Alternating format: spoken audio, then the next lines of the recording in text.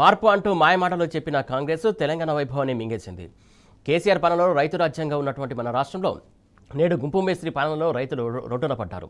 ఆఖరికి ఎరువుల కోసం కూడా చెప్పులు లైన్లో పెట్టి వానలో తడుస్తూ ఎండకు ఎండుతూ అరిగోసపడుతున్నారు. మళ్ళీ సమైక్య రాష్ట్రం నాటి యూరియా కరువు తీసుకొచ్చిన పాపం ముమ్మాటికి గుంపు మేస్త్రిదేనని యావత్ తెలంగాణ ఇప్పుడు తిరగబడుతోంది.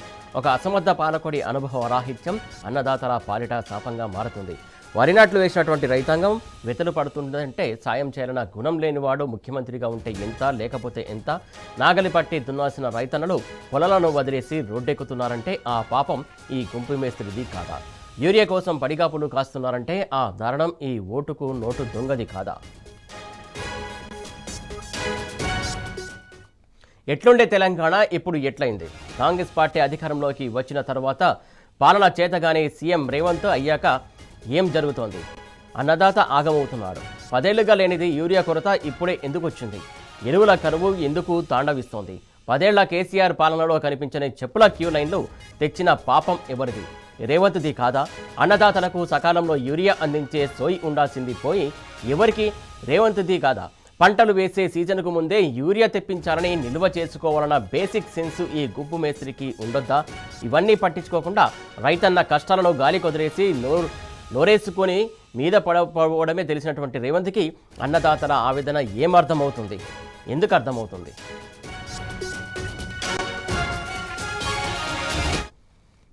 తప్పు జరిగితే సరిదిద్దుకోవాలి, కానీ అడ్డంగా దబాయిస్తోంది గుంపు మేస్త్రి ముఠా. ఎండనక వాననక తిండి తిప్పలు లేక రోజుల తరబడి రైతాంగం క్యూ లైన్లలో నిలబడినా దొరకని యూరియా బ్లాక్ మార్కెట్కు ఎలా తరలిపోతుంది? దీని వెనుక అదృష్ట శక్తి ఎవరు? యూరియా దందాను నిలువరించాలన్న సోయిలేని ఈ ముఖ్యమంత్రిని ఏమనాలి?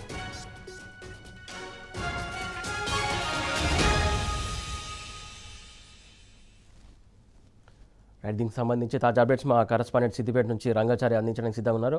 రంగాచారి, చెప్పండి, యూరియా కష్టాలు ఎలా ఉన్నాయి అక్కడ?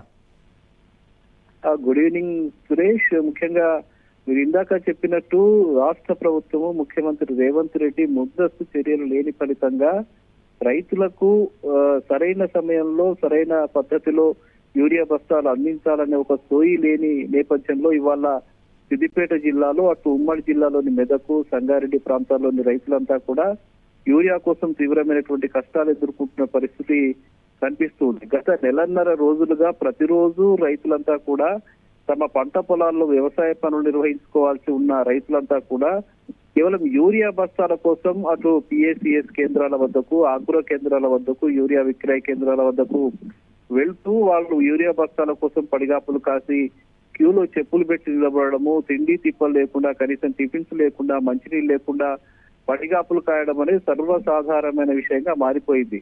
దీనినైతే ఏకంగా దుబ్బాక నియోజకవర్గంలో దుబ్బాక మండల కేంద్రంలో ఉదయం 3:30-4 గంటల నుంచే రైతులంతా వచ్చి ఆ ఆగ్రో కేంద్రం వద్ద బారులు తీరి నిలబడ్డటువంటి పరిస్థితి. సుమారు 2 నుంచి 3 వేల మంది రైతులు అక్కడికి వచ్చి నిలబడ్డాయి. కేవలం 500 బస్తాలు మాత్రమే వచ్చి ఉన్నటువంటి పరిస్థితి.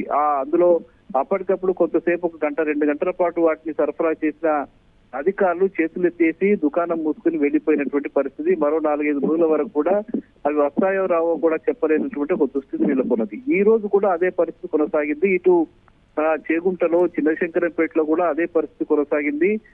ఇక ఈ నేపథ్యంలోనే బీఆర్ఎస్ పార్టీ దీని మీద ఒక ఉద్యమ స్వరూపానికి కూడా తీసుకున్నటువంటి పరిస్థితి కనిపిస్తుంది. గత కొద్ది రోజులుగా ఒకవైపు మాజీ మంత్రి హరీష్ రావు, మరోవైపు కొత్త ప్రభాకర్ రెడ్డి దుబ్బాక ఎమ్మెల్యే, ఇటు గజ్వేల్ నియోజకవర్గంలోని ఎమ్మెల్సీ యాదవ్ రెడ్డి, మాజీ ఎఫ్టీసీ చైర్మన్ వంటేరు ప్రతాప్ రెడ్డి నేతృత్వంలో బీఆర్ఎస్ పార్టీ శ్రేణులంతా కూడా పెద్ద ఎత్తున రోడ్ల మీదకి వచ్చి రాస్తా రోకోలో ధర్నాలు చేస్తున్నటువంటి పరిస్థితి కనిపిస్తుంది. తాజాగా ఈ రోజు కూడా సిద్దిపేట నియోజకవర్గంలో సిద్దిపేట సమీపంలోని చిన్నకోడూరు మండలం రాజీవ్ రహదారి వద్ద పెద్ద ఎత్తున ఆ నియోజకవర్గం సంబంధించిన రైతులు, బీఆర్ఎస్ పార్టీ నాయకులంతా కలిసి అక్కడ పెద్ద ఎత్తున ధర్నా చేసి రాజీవ్ రహదారిని దిగ్బంధం చేసినటువంటి పరిస్థితి ఈ రోజు కనిపించింది. మరోవైపు దుబ్బాక నియోజకవర్గంలో కూడా భూంపల్లి వద్ద ఎమ్మెల్యే కొత్త ప్రభాకర్ రెడ్డి ఈ యూరియా నిరసిస్తూ పెద్ద ఎత్తున ధర్నా రాస్తా రోకో దిగ్బంధం చేసినటువంటి పరిస్థితి.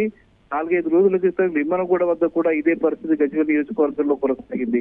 ఒకవైపు రైతులు ఆందోళన చేస్తున్నారు, రైతులకు మద్దతు యూరియా కొరతపై బీఆర్ఎస్ పార్టీ నేతలు నాయకులు కూడా ఆందోళన కొనసాగిస్తున్నప్పటికీ కూడా ఈ కాంగ్రెస్ పార్టీ ప్రభుత్వానికి కనీసమైనటువంటి సోయి కనిపించడం లేదు. ఇప్పటి వరకు అవసరమైనటువంటి యూరియా తెప్పించడం లేదు. అధికారులు మాత్రం దిక్కులు చూస్తున్నటువంటి పరిస్థితి కనిపిస్తుంది. మొత్తానికి యూరియా కష్టాలు రైతుల్ని అనేక ఇబ్బందులు గురి చేస్తున్న పరిస్థితి అయితే కనిపిస్తుంది. ఇప్పుడు రైట్. పంటలు వేసి అటు వరి వేసి ఇటు మొక్కజొన్న వేసి నెల్లూరు గడుస్తూ ఉన్నది. ఇప్పుడు వాటికి తప్పనిసరిగా యూరియా అవసరం ఉంటుందని ఈ నేపథ్యంలోనే రైతులు తప్పనిసరిగా రోడ్ల మీద రావాల్సిన పరిస్థితి అయితే జిల్లా వ్యాప్తంగా కనిపిస్తున్న Suresh. Right, thank you Rangachari. ఇటు సిద్దిపేటలో ఇలా ఉంటే పరిస్థితి,